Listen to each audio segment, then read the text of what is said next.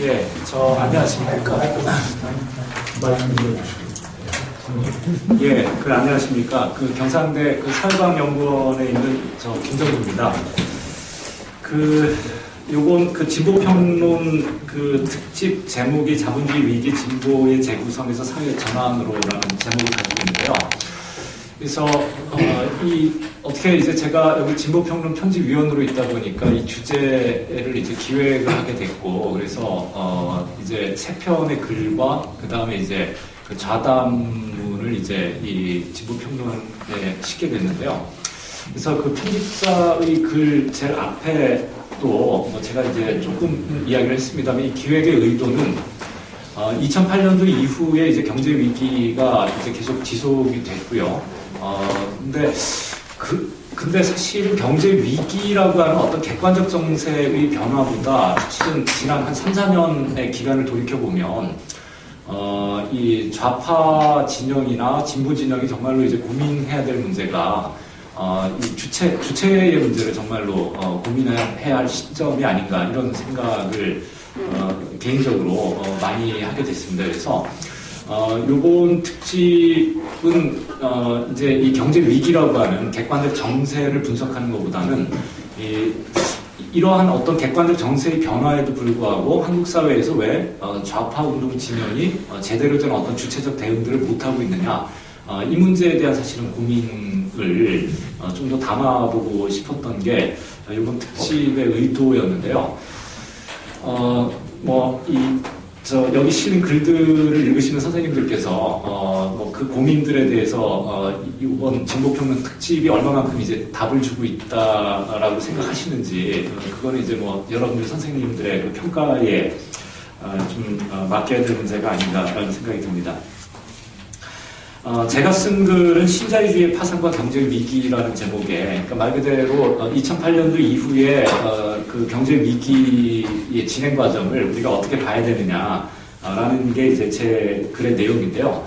사실은 제가 이 경제 위기와 관련된 글은 이미 그 마르크스주의 연구에 한번 썼던 적이 있습니다. 2008년도에 썼는데, 제가 그 뒤에 이제 참고문헌에도 나와 있습니다만, 그 2008년도 그 마르크스주의, 그러니까 경상대학교 사회과학연구원에서 나오는 그 마르크스주의 연구에다가 제가 2008년도에 그 세계경제 위기와 달러 헤게모니, 마법에 걸린 세계의 종언과 제국의 위기라는 제목으로 이제 글을 썼었는데, 그 2008년도 글을 쓴 이후에 몇 가지 이제 그 경제 위기의 징후들이 이제 더 심화가 되긴 했었는데요. 그러니까 유럽 각국의 재정 위기들이 있었고, 그러니까 몇 가지 이제 이벤트들이 더 있었는데, 2008년도에 제가 세계경제 위기와 관련돼서 그 글을 썼을 때 이 위기를 어떻게 인식해야 되는가라는 그 기본적인 관점은 크게 지금 이 시점에서 제가 수정하거나 이렇게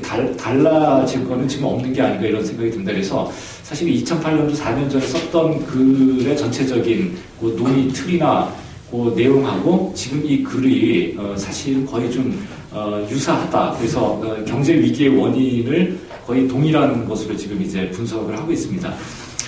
그래서 좀 더 이제 구체적으로 말씀을 드리면, 사실 2008년도에 리먼 브로더스 사태가 엄청나게 이제 충격적이었죠. 리먼 브로더스하고 그다음 베어 스턴스, 그다음 메릴 린치, 그러니까 미국의 5대 투자은행 가운데 3개가 파산을 했는데요, 실질적으로. 그래서 메릴 린치 같은 경우에는 164년 된 투자은행인데요. 혹자들은 미국의 메릴 린치가 파산한다는 건 이건 상상을 못할 일이다, 이렇게 이야기를 하거든요. 그래서 근데 메릴 린치만 파산을 했던 게 아니라 베어 스턴스, 그 다음에 리먼 브로더스, 그래서 미국의 5대 투자은행 가운데 3개가 파산을 합니다. 그러니까 이건 완전히 세계사적인 사건이었어요, 2008년도에. 그런데 그 사건이 이제 처음 시작이 된 거는 사실상 2007년도입니다. 2007년도 1월 달에, 미국 연방준비제도 이사회에서 그 서프라임 모기지의 그 부실화 가능성이 처음 보고가 되기 시작하면서, 이제 세계경제 위기가 시작이 됐다라고 얘기하시는데요. 서프라임 모기지 사태가 처음 났을 때만 하더라도 대부분의 사람들이, 그러니까 어떤 그 금융 부문에서의 유동성 위기는 있을 수 있지만, 이게 전 세계적인 어떤 경제 위기로 전이될 가능성이 거의 없다라고 이제 처음에 많은 사람들이 그렇게 이제 판단을 했었죠.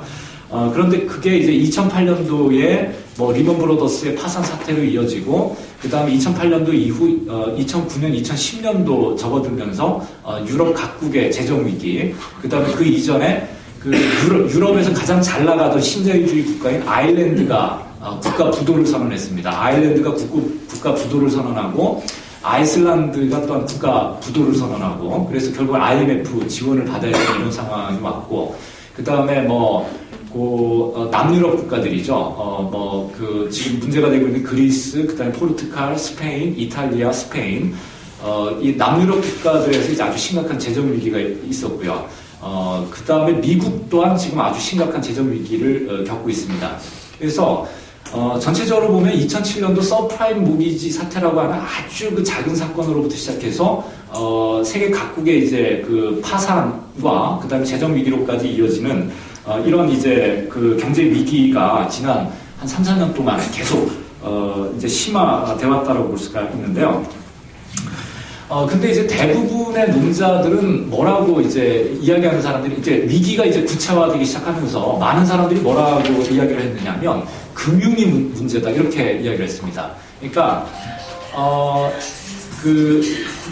80년대 중후반 이후로 경제가 금융화가 되면서 그 다음에 금융 부문에 대한 어떤 정부 규제나 국가 규제가 없어지기 시작하면서 이 금융 부분에 금융자본의 그 탐욕을 그 사회가 규제하지 못함으로써 결국 이제 경제가 엉망이 됐다. 그게 이제 주로 케인즈주의자들의 이제 관점인데요. 근데 제 글에서는 단지 금융의 문제는 아니다라는 거죠. 그거는 굉장히 결과론적인 인식이고요. 그러니까 금융 때문에 이 지경까지 된 거는 이거는 결과론적인 거고 사실은 더 우리가 거슬러 올라가면 우리가 좀 더 근원적으로 봐야 되는 원인들이 있다라는 거죠. 그 원인이 뭐냐면 제가 2절에서 설명하고 있는 건데 그게 사실은 70년대 중반에 이제 이미 나타나기 시작했던 장기적인 그 이윤율의 그 저하와 그 다음에 그 서부 유럽 자본주의 국가들의 그 장기 침체입니다. 그래서 다들 아시다시피 2차 세계대전 이후에 그 서부 유럽 각국들이 이제 이른바 이제 황금기라고 해서 엄청난 이제 번영기를 구가하다가 70년대 이제 초반 이후부터 이제 장기 침체 국면에 접어들게 되는데 특히 이제 미국 또한 이윤율이 급격하게 떨어지기 시작하면서 장기 침체 국면에 접어들게 되는데요. 여기에 대한 이제 정책적 반작용입니다. 그러니까 장기 침체와 그 다음에 이윤율의 하락이죠. 이윤율의 하락에 대해서 정책적 반작용으로서 등장하기 시작한 게 사실은 신자유주의다라고 이야기할 수 있을 것 같고요. 그 다음에 이 신자유주의 정책이 갖고 있는 모순이 폭발한 게 사실은 요번 2008년도 이후에 경제 위기다라고 말씀드릴 수가 있을 것 같습니다. 그러면은 그 신자유주의라는 게 뭐냐라는 건데요. 신자유주의라는 게 뭐냐? 근데 이 신자유주의는 그 정의가 사실 굉장히 다양합니다. 그러니까 정치학 하시는 분들이 정의하시는 신자유주의가 또 좀 있고요. 사회주의, 사회학 하시는 분들이죠. 사회학 하시는 분들이 말씀하시는 신자유주의가 조금 약간 다르고 뉘앙스가. 그 다음에 저처럼 경제학 하는 사람들이 정의하는 그 신자유주의 개념이 좀 다른데요. 제가 정의하는 신자유주의는 그러니까 경제학적으로 정의하자면 신자유주의라고 하는 거는 그 공급 중시 경제학과 통화주의가 결합된 일종의 정책적 패키지입니다. 그걸 이제 신자유주의라고 정의할 수 있을 것 같습니다. 경제학적으로. 그러니까 공급 중시 경제학과 통화주의가 결합된 그 하나의 그 정책적 패키지를 우리가 이제 신자유주의라고 이렇게 정의를 할 수가 있을 것 같은데요. 근데 이러한 어떤 정책적 패키지가 등장하게 된 가장 중요한 배경이 결국은 70년대 중반 이후의 장기 침체와 그 이윤율의 하락이라는 거죠. 그래서 사실은 이 신자유주의 등장 이전에 이미 80년대 초반입니다. 그러니까 70년 후반, 그러니까 79년부터 한 81년 그 기간인데요. 80년대 초반에 이 진보평론 16페이지입니다. 16페이지 보시게 되면 그 볼커 구테타라고 우리가 보통 이야기를 하는데요. 그러니까 미국 경제 내에서 장기 침체와 이윤율 저하에 대응하기 위한 아주 가혹한 구조조정 작업이 있었습니다. 그 구조조정 작업이 이제 볼커 구테타라고 이제 우리가 부르는 건데요. 그러니까 그 이전에 미국에서는 주로 그 미국 그러니까 정부의 기업 정책이라는 게 주로 이 경쟁력을 상실한 기업들에게 보조금을 계속 주는 거였거든요. 그러니까 보조금을 계속 줌으로써 경쟁력을 상실한 기업들을 계속 살려주고 그다음에 고용을 유지하는 겁니다. 그러니까 그 이전까지 미국 정부 경제 정책의 최대 목표는 말 그대로 완전 고용이었어요. 그러니까 완전 고용을 그러니까 케인즈주의식의 그 완전 고용을 달성하는 것이 경제 정책의 궁극적 목표였기 때문에 70년대 후반까지만 하더라도 미국 정부의 그 기업 정책이라는 게 주로 보조금 정책이었습니다. 그래서 국제적으로 경쟁력을 상실한 기업들에게도 계속 보조금을 주면서 이 기업을 살려주는 거죠. 살려주면서 고용을 유지하는 그게 이제 미국 정부의 기본 정책이었는데 70년대 후반, 80년대 초반서부터 미국 정부의 이런 기본적인 정책 방향이 바뀌기 시작합니다. 그러면서 보조금 정책에서 강력한 구조조정 정책으로 바뀌기 시작합니다. 그래서 경쟁력을 상실한 기업들을 시장에서 이제 내쫓기 시작해요. 그래서 그 신호탄이 된 게 이 볼커라는 사람, 그러니까 볼커가 당시에 그 연방준비제도 이사회 의장이었던 사람인데요. 이 사람이 그 고금리 정책을 실시를 합니다. 그래서 2년 만에 금리를 한 3배, 4배 수준으로 확 올려버려요. 그래서 고금리 정책을 통해서 경쟁력을 상실한 그 기업들을 시장에서 이제 퇴출시키는 정책으로 급격하게 전환을 합니다. 전환을 하면서 결국은 완전 고용이라고 하는 그 케인즈주의 하에서의 전통적인 그 정책적 목표를 포기하죠. 포기하면서 정책의 목표가 뭐로 바뀌게 되느냐면 기업들의 경쟁력 회복으로 그 정책의 목표가 전환이 된다라고 볼 수가 있습니다. 그러면서 이제 이러한 어떤 그 기업의 구조조정을 통해서 결국은 그 반노조주의가 등장을 하고요. 그래서 이제 당연히 이제 기업들이 그 시장에서 쫓겨나기 시작하면 퇴출되면서 엄청난 기업들이 이제 파산을 하게 되는데요. 파산하게 되면서 그 실업률이 엄청나게 치솟습니다. 그래서 그 고실업률을 통해서 결국 노동을 규율하는 방식으로 이런 반노조주의가 이제 정책적으로 본격화하기 시작했다라고 볼 수가 있습니다. 이러한 어떤 볼커 쿠데타를 기점으로 한 어떤 강력한 그 기업의 구조조정 정책이 80년대 초반에 좀 더 구체화된 게 이제 결국 레이거노믹스라고 볼 수가 있고요. 그래서 그 레이거노믹스에 의해서 결국은 작은 정부라든가 아니면은 그 반노조주의라든가 그다음에 반인플레이션 정책이라든가 이런 것들이 이제 좀 더 구체화하기 시작합니다. 근데 이제 이 레이거노믹스 자체를 어떤 이론적 기반을 갖는 신자유주의라고 우리가 보기에는 어려울 것 같은데요. 신자유주의가 나름대로 어떤 정책 그 이론적 기반입니다. 그 이론적 기반을 가지면서 하나의 그 이론적 담론으로 등장하기 시작한 거는 80년대 이제 중반을 경과하면서부터인데요. 그래서 하버드 대학에 있는 펠드슈타인이라든가 그다음에 래퍼라든가 이런 어떤 공급 중시 경제학자들이 그 레이거노믹스의 어떤 정책적 패키지들을 좀 더 이론화하기 시작합니다. 이론화하기 시작하면서 나오기 시작한 게 이제 공급 중시 경제학이라는 건데요. 이 사람네들에 따르자면 미국 경제가 왜 70년대 중반 이후에 갑자기 그렇게 장기 침체를 경험하게 됐느냐. 이 사람네들의 문제의식은 그 과도한 그 사회복지비 지출입니다. 사회복지비 지출을 하다 보니까 일반적으로 이제 미국에서 사회보장 시스템이 체계화되기 시작한 게 60년대 그 존슨 대통령 집권기인데요. 그러니까 미국에서 처음 사회보장이라는 개념이 도입된 거는 1930년대 대공황기고 이게 이제 하나의 그 체계화된 제도로서 이제 완전히 그 체계화되기 시작한 건 60년대 그 존슨 대통령 민주당 존슨 대통령이죠. 집권기 때 이제 사회보장제도가 이제 제도적으로 체계화되기 시작됐다라고 이제 보통 이야기를 하는데요.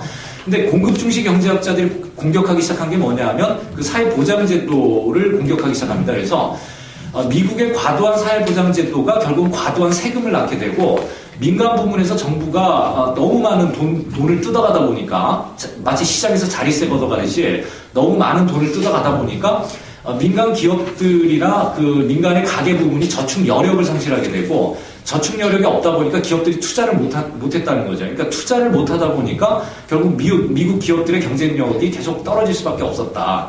그래서 이 사람들에 따르자면 결국에 가서는 사회보장제도를 해체하고 세금을 낮춰줘야 된다고 얘기를 합니다. 그래서 그 과도한 세금을 낮춰줌으로써 이 기업들이 투자할 여력을 회복할 수 있도록 해줘야만 결국에 가서는 그 미국 기업의 경쟁력을 회복할 수 있다라고 이제 주장하는 거죠. 그래서 이 사람네들은 전통적인 케인즈주의와는 달리 그 경제 수요 측면을 강조하는 게 아니고요.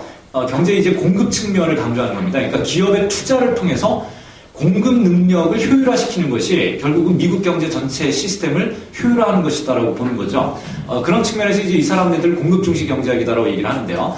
그러다 보니까 이 공급 중시 경제학자들은 당연히 작은 정부론을 얘기합니다. 작은 정부론을 얘기하고요. 그 다음에 기업이 투자를 하기 위해서는 당연히 저금리가 유지가 돼야 돼요.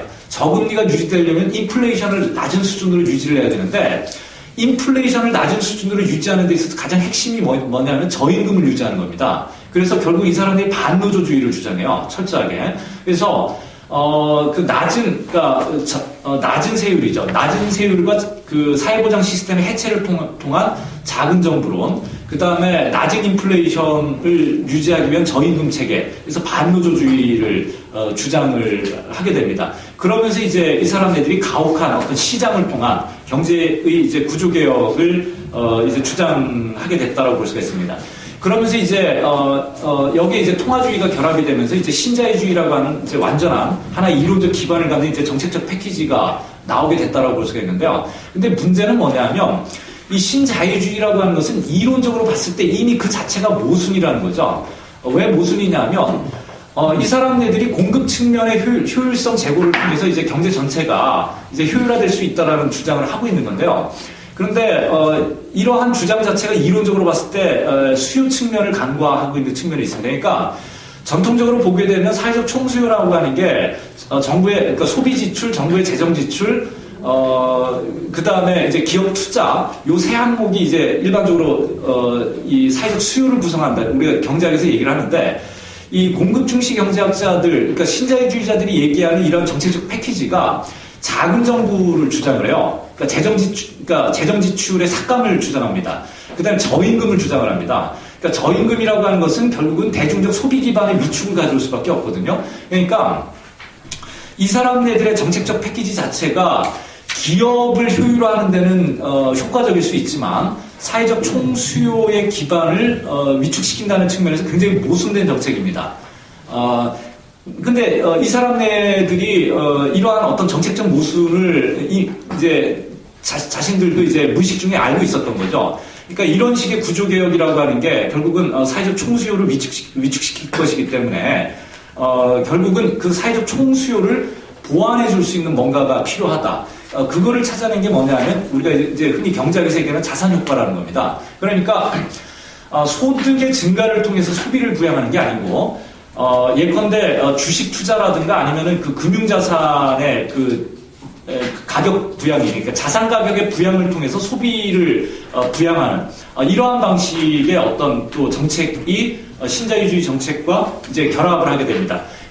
그러면서 이제 이 미국 경제가 이제 금융시장 중심으로 이렇게 국민 경제의 기반이 재편될 수밖에 없었는데요.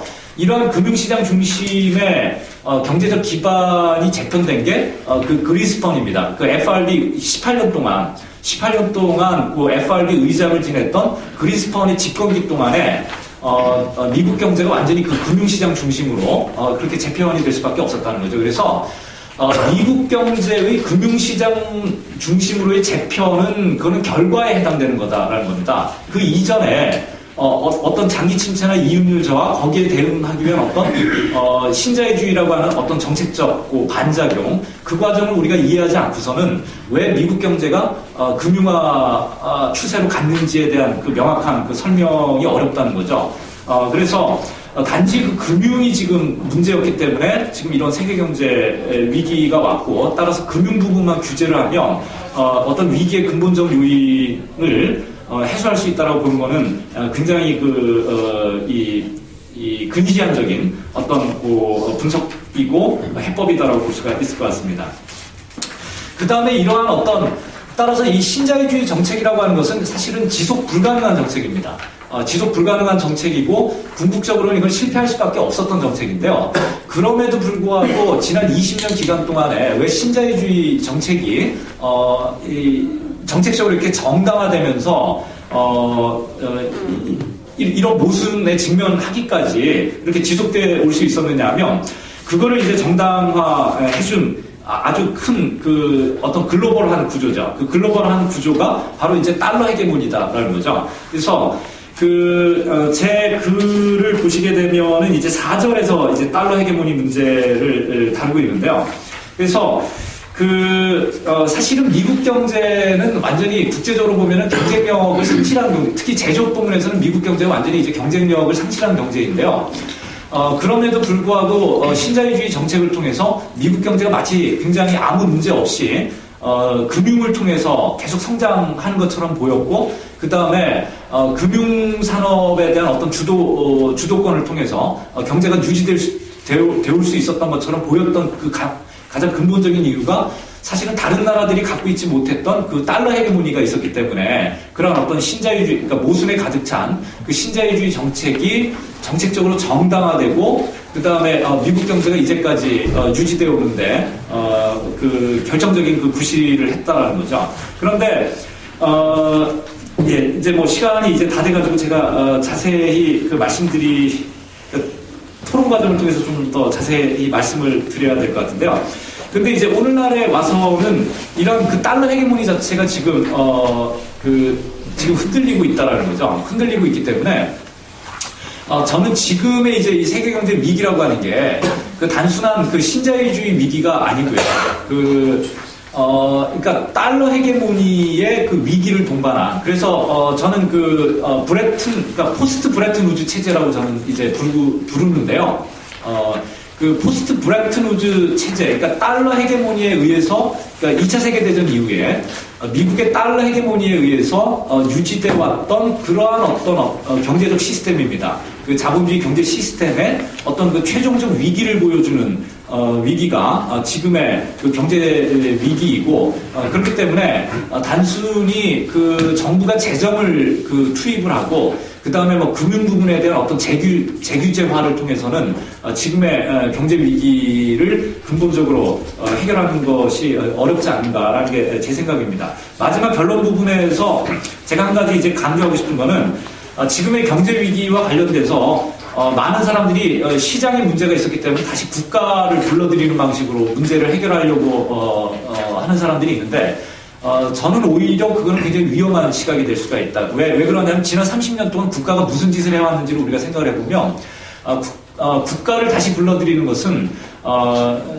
그 근본적인 그 대안이 될 수가 없다는 거죠. 그래서 단 국가라고 하는 것은 문제 해결의 주체가 아니라 그 포섭의 대상이다라는 겁니다. 그러니까 포섭의 대상이지 국가가 지금 직면한 모든 어떤 경제적 위기라든가 이런 문제들을 국가가 그 해결할 수 있는 그 주체는 아니다라는 게 제 생각이고요. 그래서 좀 더 중요한 것은 국가를 다시 불러들이는 게 중요한 게 아니라 대중의 어떤 자기 조직화입니다. 그러니까 자본이죠. 자본의 그 위기인데, 지금이 그 자본의 위기에 대응할 수 있는 어떤 그 대중들의 어떤 그 자기조직화, 라고 하는 것들이 이제 결국은, 지금 위기에 대해서, 우리가 사고할 수 있는 어떤 그 근본적인, 대안이 될 것이다. 단지 국가를 다시금 불러들이는 것은, 근본적인 대안이 될 수 없다라고 하는 게, 이제 제, 그 생각입니다. 예. 이상 맞춰주십시오. 발표를 마치도록 하겠습니다.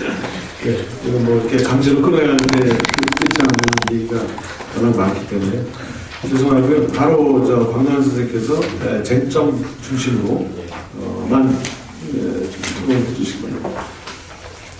예, 일단 비슷한 점이 많아서요. 그런 부분 빼고 차이점만 말씀드릴게요. 의견의 차이점. 첫 번째 하나는 일단 제목하고 내용하고 약간 불일치하는 부분이 있다라고 생각이 되는데, 어찌 보면은 글쎄요, 좀 심하게 표현하면 좌파의 상상기조차도 미국화돼버린 거 아닌가 이런 생각이 듭니다.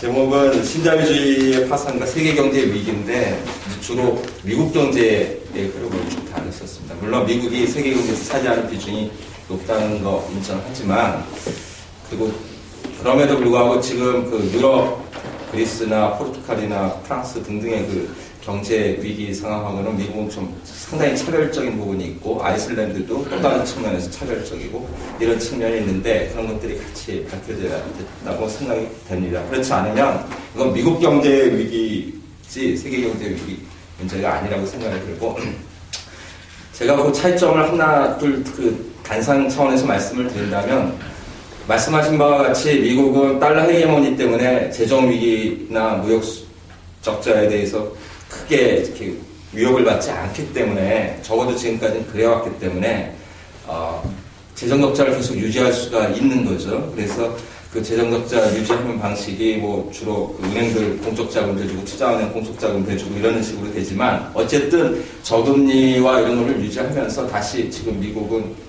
모기지가 활성화되고 있습니다. 거의 금융위기 이전 수준으로 이제 그 부동산 가격이 올라갔고 이자율은 거의 0%대 CD금리가 0.5%도 안 되는데 이렇게 되면 곧바로 부동산 가격과 주식 가격이 폭등하는 주식 가격이 아직 본격적으로 안 올랐지만 그런 측면이 있다라는 것이고요. 그렇지만 그 그리스나 포르투갈의 경우 또는 스페인, 프랑스의 경우는 이럴 수가 없다라는 거죠.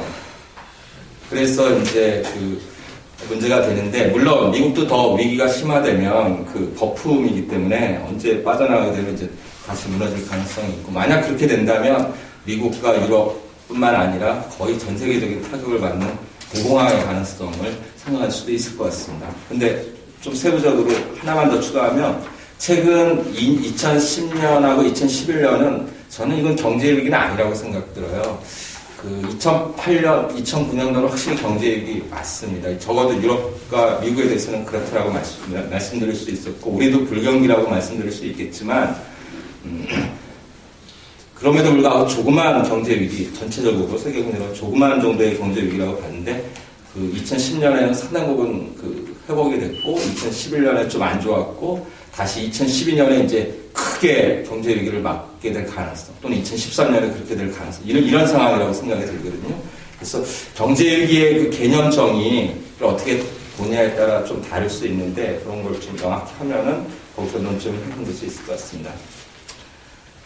세 번째로 말씀드리고 싶은 거는 이제 발표 중에는 많이 말씀을 안 하셨는데 이윤일의 그 중장기 저하가 뭐 70년대 초중반까지 오고 그게 이제 그 축적 체제나 이윤을 창출하는 방식의 변화, 실현하는 방식의 변화를 크게 가져왔다라는 것 동의합니다. 근데 더불어 말씀하시는 것 중에 지금 현재 위기 또는 최근에 있었던 위기를 가행 축적 위기라고 이제 말씀을 하시거든요. 근데 글쎄 우리가 가행 축적이라는 말을 뭘 쓰느냐, 항상 가행 축적이 되어야만 할 위기가 되느냐 그런 거하고 관련해서 이제 이견이 있습니다. 가행 축적의 경우는 글쎄요, 이건 뭐 막스 자본론에 나오는 말 그대로 하면 경기가 너무 활성화되고 그래서 거의 완전 고용이 되고 인건비가 엄청나게 오르고 그래서 인건비가 너무 올라서 생산비가 판매, 매출액보다 더 커질 때 그 순간을 가행축적이라고 그러고 그 순간이 오면 곧바로 이거는 꺼지게 돼 있다라고 얘기해서 그런 점에서 가행축적이 경제 위기의 큰 원인이 될 수 있다라고 이제 자본론에서 얘기하고 있는데 지금이 과연 그런 상황인가 이렇게 시험이 높고 그런 걸 그냥 너무 무차별적으로 가행축적 위기라고 이렇게 표현하시는 거는 좀 제하고는 좀 생각이 다른 것 같습니다. 네 번째로 말씀드리고 싶은 거는 70년대 그리고 80년 전에서도 뭐 소금역 위기가 있었고 90년에도 있었죠. 그렇지만 이제 더 큰 건 70년대 초중반에 있었던 그 위기고 그 이전에 이제 대공황이라고 할 수 있을 텐데 그 위기와 지금 그 경제 위기의 그 또는 최근에 있었던 또는 앞으로 그 닥칠지도 모르는 경제 위기의 그 차별성에 대해서 우리가 고민해야 된다고 생각합니다. 거기에서 이제 주체의 어떤 차별성도 그 당시와는 다른 이런 것도 오는 거라고 생각되고 변혁의 성격도 좀 내용과 성격도 좀 달라져야 되는 거라고 생각을 합니다. 일단은 지금은 노동자, 임금 노동자뿐만 아니라 그리고 실업자뿐만 아니라 또는 뭐 6.8 이후에 있어왔던 녹색이나 적색뿐만 아니라 세대 간 불평등, 세대 간 수탈이 굉장히 심각해진 상황이라는 것은 한국 사람들도 다 체감하고 있죠. 청년 사람들이 와랑 돋고 하니까요.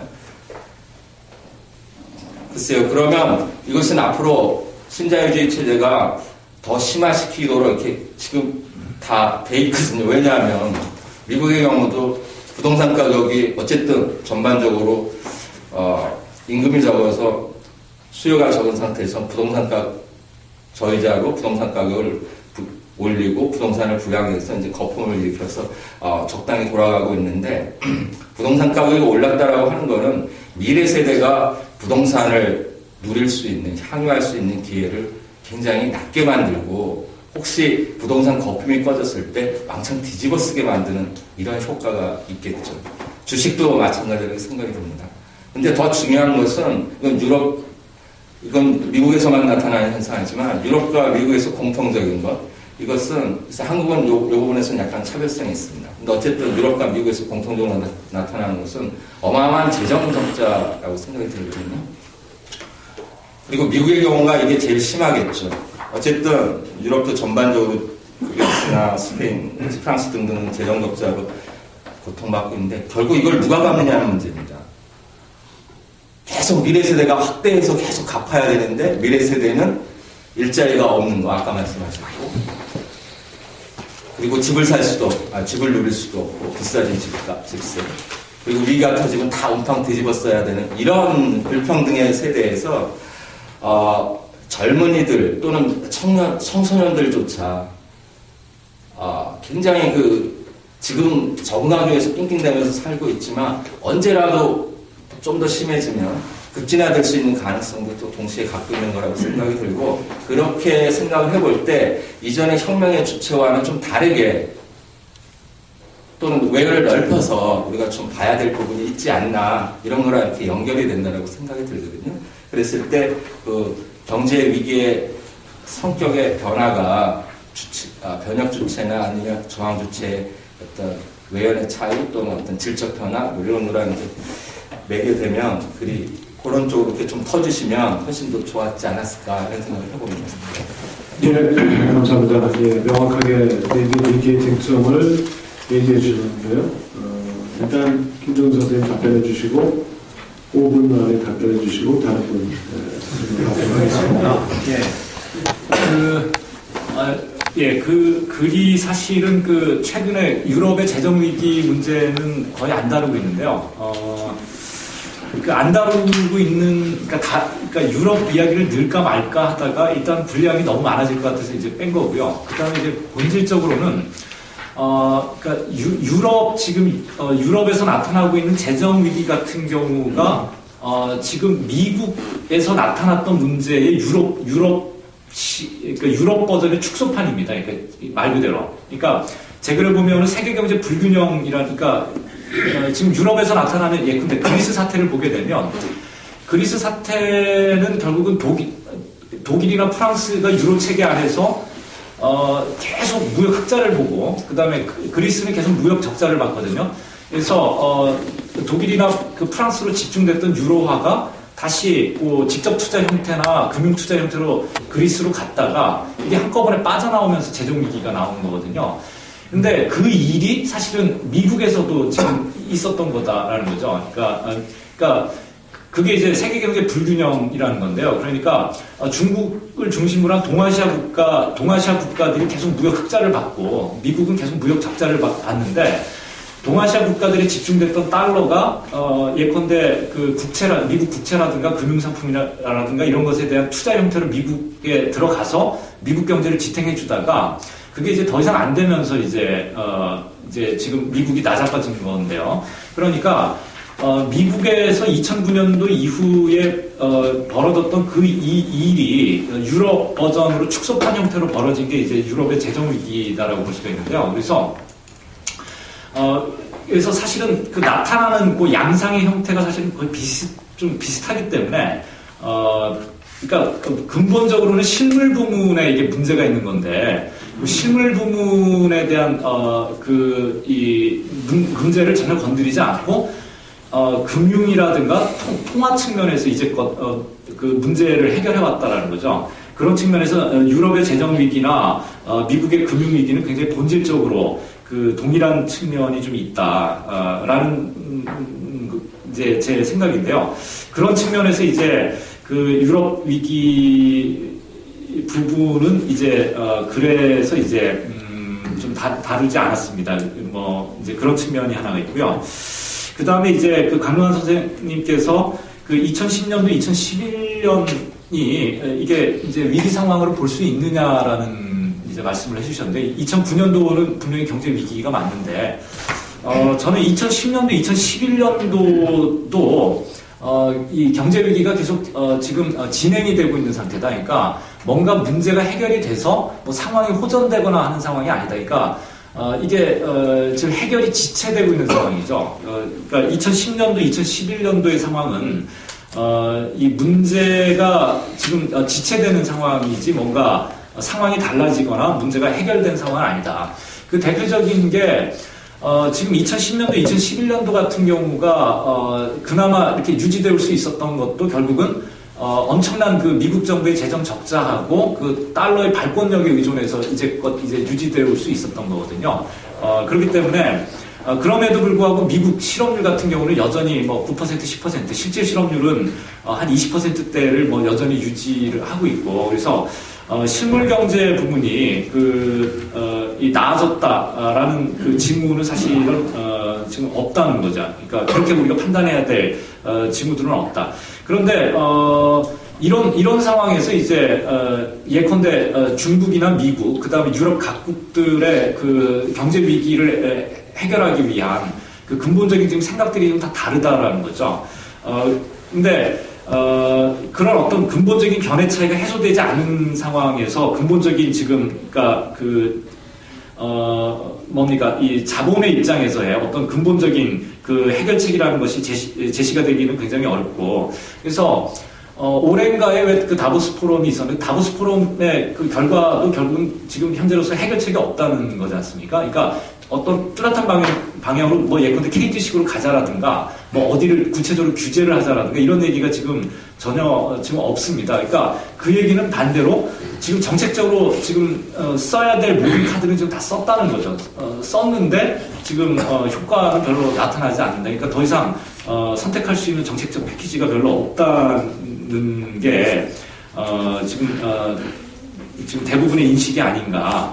그래서 지금은 경제 위기가 좀 더 진행이 되는 과정이지 뭔가 문제가 해결된 것으로 보기는 좀 어렵지 않을까 이런 생각이 들고요. 그 다음에 지금의 위기가 이제 과잉 축적의 위기인가라는 이제 말씀을 해주셨는데, 그러니까 과잉 축적이라고 하는 게 이제 정의 내리기가 굉장히 좀 어려운 거죠. 그러니까 뭐를 기준으로 해서 우리가 그걸 과잉 상태로 볼 거냐라는 건데요. 이제 그 강남 선생님께서 그 자본론 얘기를 이제 하시면서 이제 과잉 축적의 이제 조건들에 대해서 말씀을 해주셨는데요. 그래서 이제 뭐 막스 같은 경우는 그렇게 생각했던 거예요. 임금의 상승 없이 축적이 불가능한 상태. 그걸 이제 과잉 상태라고 이제 보통 자본론에서는 이야기를 하고 있는 것 같은데요. 그러니까 자본이 축적이 되는데 임금의 상승 없이 자본 축적하는 게 불가능한 상태. 따라서 이윤율의 하락을 감수해야 되는 어떤 그 자본 축적 상황이죠. 그런 상황을 이제 보통 과잉 축적 상태다 이렇게 이제 막스는 정의를 했는데, 그 세계 경제 차원에서 우리가 보게 되면, 그러니까 세계 경제 차원에서 과연 지금 그런 경제가 그 상황이냐라는 것에 대해서는 사실은 대답하기가 굉장히 어려운데요. 근데 이제 몇 가지 근거는 있습니다. 그게 뭐냐면, 금융이 굉장히, 그러니까 금융자본이죠. 금융자본의 규모 자체가, 예컨대, 90년대, 2000년대 들면서 어마어마하게 커졌다는 것 자체가 자본의 과잉 상태를 이미 보여주고 있다는 거죠. 그래서 그 여러 가지 지표들이 나타나고 있는데, 실제로 그 여러 가지 지표들을 보게 되면, 그 달러 보유액입니다. 그 각국의 그 달러 보유액이 90년대, 2000년대 거치면서 한 2배 수준 이상으로 이렇게 늘어납니다. 그러니까 90년대 초반만 하더라도 전 세계 달러 보유액이 한 6조 달러 정도밖에 안 되거든요. 근데 90년대를 경과하면서 이게 12조 달러 규모로 확 늘어납니다. 그러니까 한 10여 년 기간 동안에. 그러니까 전체 세계 모든 나라들의 그 달러 보유 총액이 6조, 7조 달러 수준에서 한 12조 달러 수준으로 확 늘어나요. 그게 요즘에 와서 한 17조 달러 정도 됩니다. 그러니까 한 10년 단위로 전 세계 그 달러 보유액이 한 2배 정도씩 늘어났다는 거예요. 그럼 이 늘어난 달러가 이게 다 어디로 갔겠느냐라는 건데요. 근데 이게 신용 창출 과정과 결합을 하게 되면 이게 어마어마한 자본을 낳습니다. 그러니까 그 신용 창출 과정이라는 게 그 몇 배의 그 자본을 낳는 그 과정이기 때문에, 그러니까 그 국제적으로 집계되는 달러 보유액이 2배가 늘어났다는 얘기는 그 신용 창출 과정을 통해서 늘어나는 자본액은 뭐 수십 배가 될지 그걸 아무도 모른다는 거죠. 그러면 그 자본들이 다 어디를 갔겠느냐라는 겁니다. 그게 이제 당연히 금융 부분에서 예컨대 한머니 형태로 나타나는 거고, 투기 자본 형태로 나타나는 거고, 그 다음에 이제 그 동아시아 여러 나라들이죠. 동아시아 여러 개발도상국들의 그 붐을 가져왔던 그 직접 투자 붐이죠. 직접 투자 붐을 이끌었던 게 이러한 그 자본의 그 과잉 상태였다라는 거고, 이러한 그 자본의 과잉 상태에 그 밑거름이 됐던 게 사실은 그 미국의 그 달러 헤게모니가 있었다라는 거죠. 그런 측면에서 보면은 2009년도 이후의 금융 위기는 결국은 그 과잉 축적의 위기다. 그러니까 자본이 규모가 엄청나게 늘어나고 뭔가 계속 축적이 되지만 이윤율의 하락을 감수할 수밖에 없었던 어떤 축적이었다. 지난 그 90년대, 2000년대의 그 금융주도 축적 방식이라는 게, 그런 측면에서 사실은 우리가 그 2009년도 이후의 위기를 과잉 축적의 위기로 봐야 되는 거 아닌가라는 게 이제 제 생각입니다. 그 다음에 그 주체 형성의 문제와 관련돼서 그 강남 선생님께서 말씀을 해주셨는데요. 뭐 전적으로 저는 동의를 합니다. 그래서 저희들이 뭐 계급의 문제나 이런 그 문제들을 중심으로 해서 우리가 사고를 해야 되지만, 예컨대 이제 뭐 이런 세대 간의 모습이라든가, 그 다음에 이러한 그 새로운 모습들의 그 출현을 통해서 우리가 생각할 수 있는 주체의 외연이 그 확장될 수 있는 가능성, 이런 것들도 우리가 그 같이 사고를 해야 된다라고 하는 것에 대해서는 뭐 저는 전적으로 동의를 하는 편이고요. 근데 이제 그럼에도 불구하고 그러면은 우리가 생각해 볼 수 있는 그 근본적 대안이라고 하는 게 뭐냐라고 이제 봤을 때, 이제 결국에 가서는 저는 이제 이렇게 생각합니다. 그러니까 요즘 최근의 위기를 보면서 저는 어떤 생각을 하느냐면, 그 막스 경제학에서 얘기하는 생산력과 생산관계의 모순이라는 개념이 있지 않습니까? 제가 옛날에 공부할 때는 그 개념을 굉장히 피상적으로 이해를 했는데요. 생산력과 생산관계가 모순된다는 게 이게 어떤 상황일까라는 개념을 굉장히 피상적으로 이해를 했는데, 예컨대 최근에 경제 위기를 겪으면서 그 개념을 아주 구체적으로 이해할 수 있게 된 것 같습니다. 그래서 생산력이 엄청나게 발전을 했는데, 근데 비정규직을 요구한다는 거죠. 자본주의 시스템 자체가 저임금을 요구하고요, 반노조주의를 요구를 하고, 그 다음에 그 88만 원 세대를 요구를 하고, 그러니까 말 그대로 생산력의 발전과 생산 관계의 모순이라고 하는 거는 정말 지금 우리가 경험하고 있는 이러한 현상들입니다. 그러니까 이거를 생산력과 생산 관계의 모순 말고 과연 뭐 어떤 다른 개념으로 설명할 수 있을까, 이런 생각을 하게 되는데요. 그렇기 때문에 근본적으로는 저의 생각은 근본적으로는 어떤 생산 관계의 변화를 우리가 사고하지 않으면 우리가 그 근본적 대안을 사고한다라고 하는 거는 정말로 좀 어렵다. 그런데 우리가 그 사고의 범위를 좀 더 확장할 필요가 있겠다, 오히려. 그러니까 과거에 이제 그 소비에트식의 어떤 그런 모델뿐만이 아니라, 예컨대 예컨대 베네수엘라에서의 어떤 시도들도 있었고요. 그 다음에 저는 3인주의도 적극적인 고려 요소가 될 수 있다고 생각을 합니다. 우리가 3인주의를 원천적으로 저는 배제할 필요는 없다라고 생각을 하는데요. 그런데 아무튼 그 고민의 근저에는 이게 단순하게 그 자본주의가 어떤 특정 부분만의 문제이기 때문에 지금 우리가 이러한 문제들을 지금 경험하고 있다. 이러한 그 사고보다는 자본주의의 어떤 그 근본적인 어떤 대안을 사고하지 않으면 사고해야 될 지금 이제 시점이다라는 거죠. 사고해야 될 시점이고 우리가 그런 측면에서 이제 좀 더 그 과감한 어떤 그 상상력들이 그 필요한 시점이 아닌가라는 게 이제 제 생각입니다. 예. 네.